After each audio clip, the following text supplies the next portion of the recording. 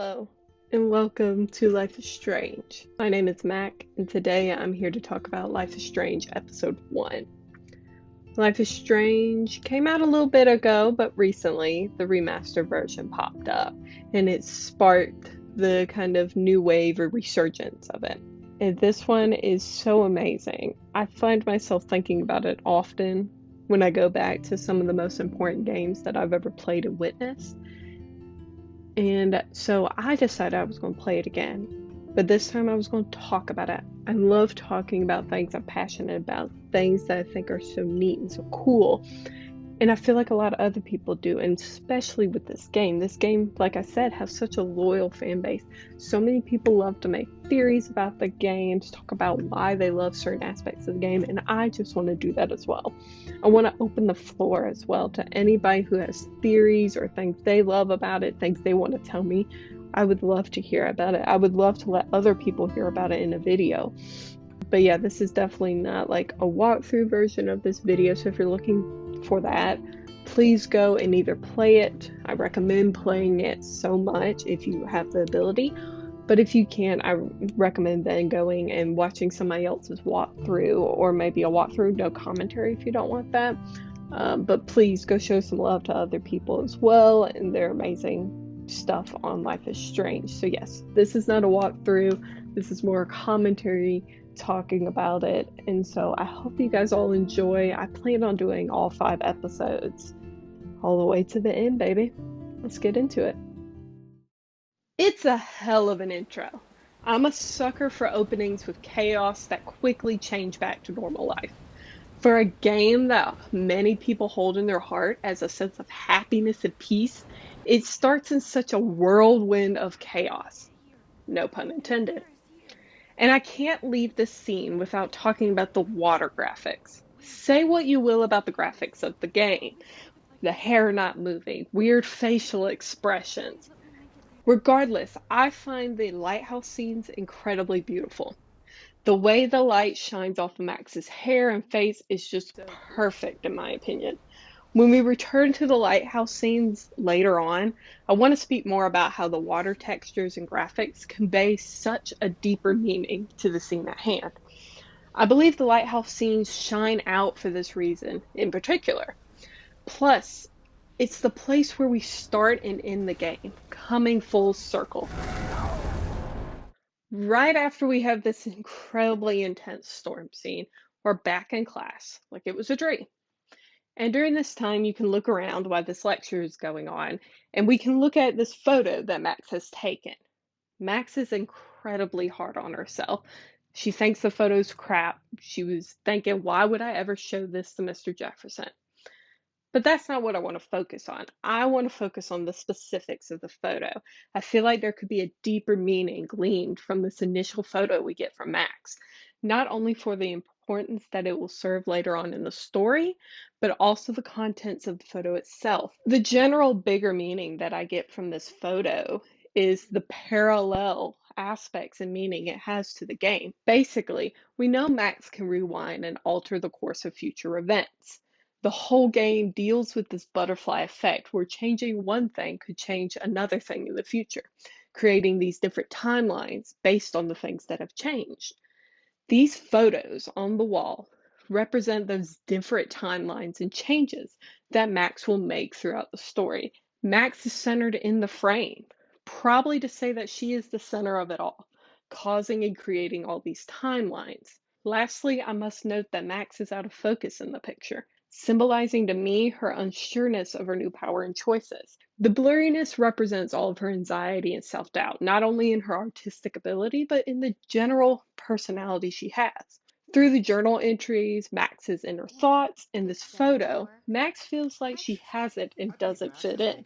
In a way, her power comes to her as a way to fit herself into the rest of life, a way where she feels more needed, like, and powerful in a sense. I mean, wouldn't life be a little easier if we could rewind time, fix mistakes, or say something differently? Those pictures couldn't have been up there, those pictures could not have been taken, I'm assuming, without Max having done it herself. So no matter how you look at it, it's all doing by Max, whether it's a simple little photo that she takes and doesn't like, or it's a bigger meaning to the whole game in general. Now you're totally stuck in the retro zone. Sad face. Empty. Good. The bathroom scene is probably one of the most famous scenes in all of Life is Strange. It's the scene in the trailer. It's the scene that kicks off everything. It's the inciting incident. Max goes into the bathroom to calm herself down. You can look around the bathroom, do a couple of things, but eventually ends up Max ripping up her photo and a blue butterfly flying in. While she's taking this picture of this beautiful blue butterfly, she witnesses an altercation between Nathan Prescott and Chloe Price. Though Max doesn't know it's her best friend Chloe. The altercation quickly turns into Nathan pulling a gun on Chloe and shooting her. Max reacts, throwing everything into slow motion. Then a rewind, and then back to class. First of all, this is such a cool way to convey the meaning that she has this power, that it started in that one moment. I believe that her power, though it's not really revealed why it ever came or how it is, I believe her power comes from, the trauma of seeing somebody get shot. I don't think that's a far-fetched assumption to make. We learn that in this moment, Max has this rewind power and she tests it out. But going back to the bathroom scene, there's a lot that we can glean from this scene. There's so much to learn, such as the unhinged nature of Nathan, the prominence of the butterfly effect in the game, our first impressions of Chloe, and how Max responds in that type of situation. It's also worth noting the overwhelming use of blue that is used within the bathroom scene.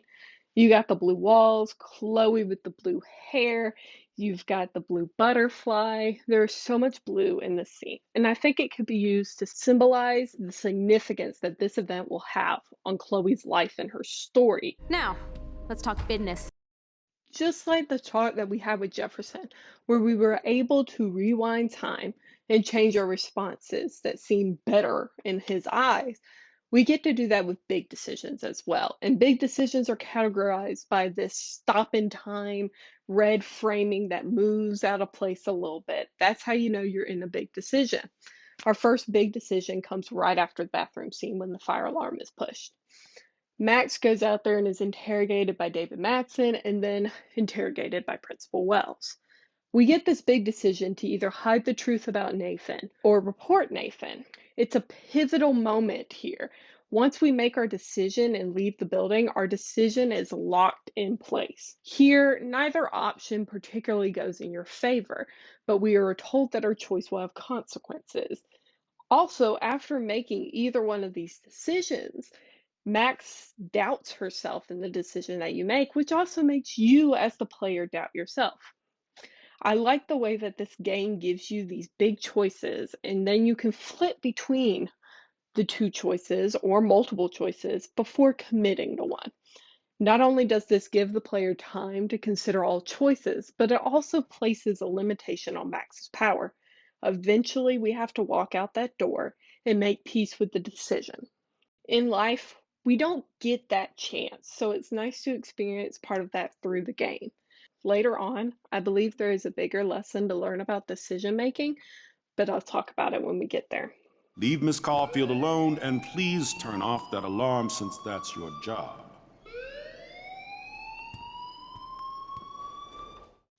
Life is Strange has a plethora of objects and dialogue options for the player to explore. These options don't add to the main story, but rather make a more interesting, convincing world with interesting characters and a better storyline. And if you're really interested in the story, exploring the world around you often leads to new knowledge. In this campus exploration part of the game, the player has the option to talk to almost everyone outside. In doing so, the player will hear a lot about Rachel Amber. It's hard to ignore her already with all of her missing posters over Blackwell, but easily missed is Rachel Amber's impact/rumors that we hear from the student body. When perusing Evan's portfolio, we see two pictures of Rachel Amber from 2012. When talking to Daniel, he mentions that Rachel Amber was his real muse. He expresses his concern about her safety and tells Max that Rachel had a good heart. If you talk to Stella, she proceeds to say that Rachel Amber had sex with Mr. Jefferson and that she has heard insane stories about Rachel. And lastly, in this section is Hayden, who I feel is overlooked but offers a lot of insight. He's pretty much the opposite of what Max believes Vortex Club members are like. He's down to earth, expresses interest in Max hanging out with the club, and sticks up for Nathan, while also acknowledging his extreme moments. Hayden mentions that Rachel used to hang out with the Vortex Club. He says that Rachel was like her own club and too cool for the actual Vortex Club.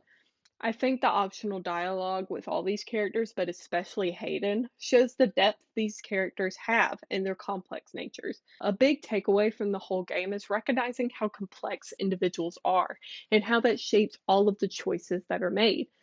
The game takes the complex player, puts them in charge of dynamic and complex characters with an even more multifaceted plotline.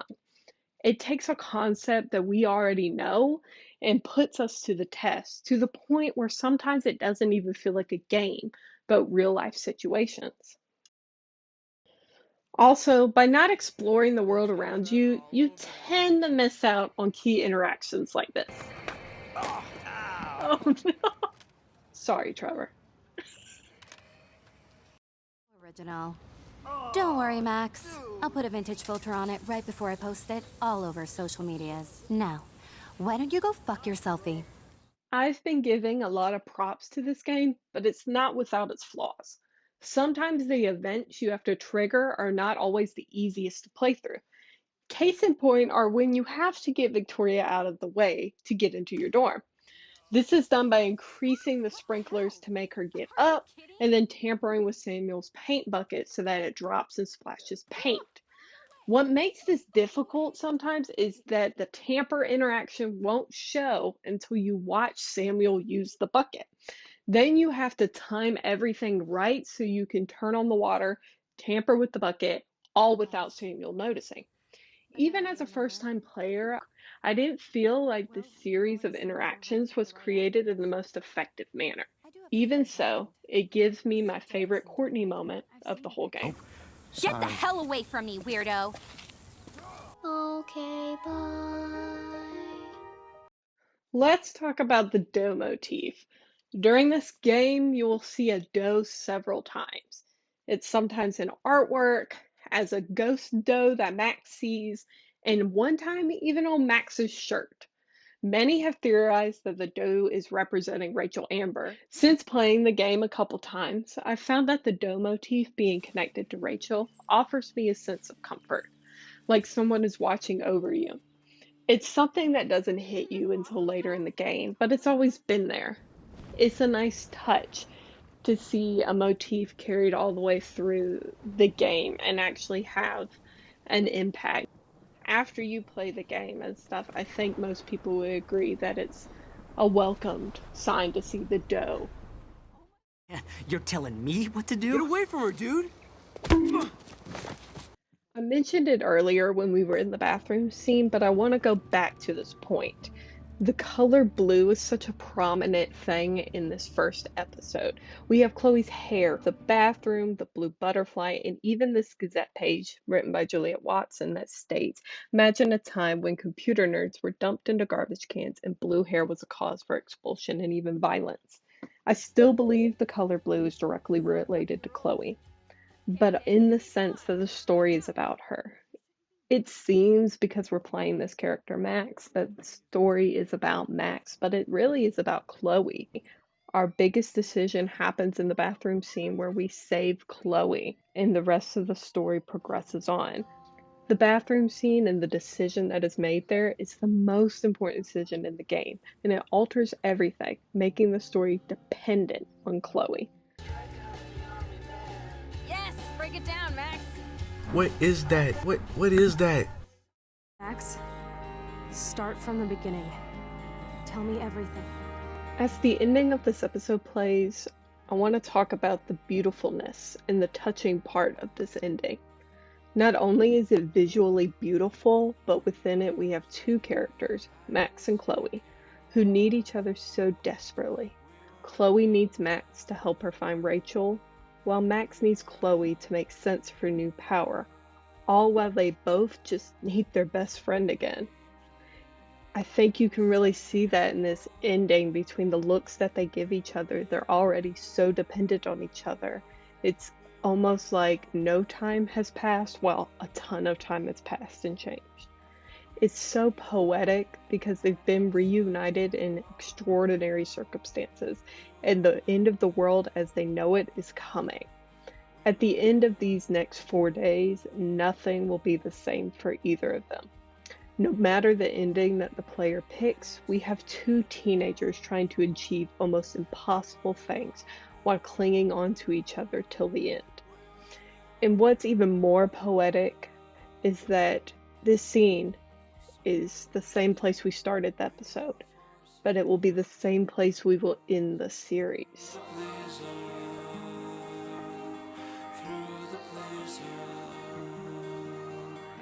And the red binders at the end sends chills down my spine each time. It makes first-time players crave for the next episode. It seems like if you could only see a little bit more, get a little bit more on the pan, then maybe you could learn something. It was creepy, infuriating, but intriguing always to see those binders at the end. What up, Max? How are you? Here's your flag.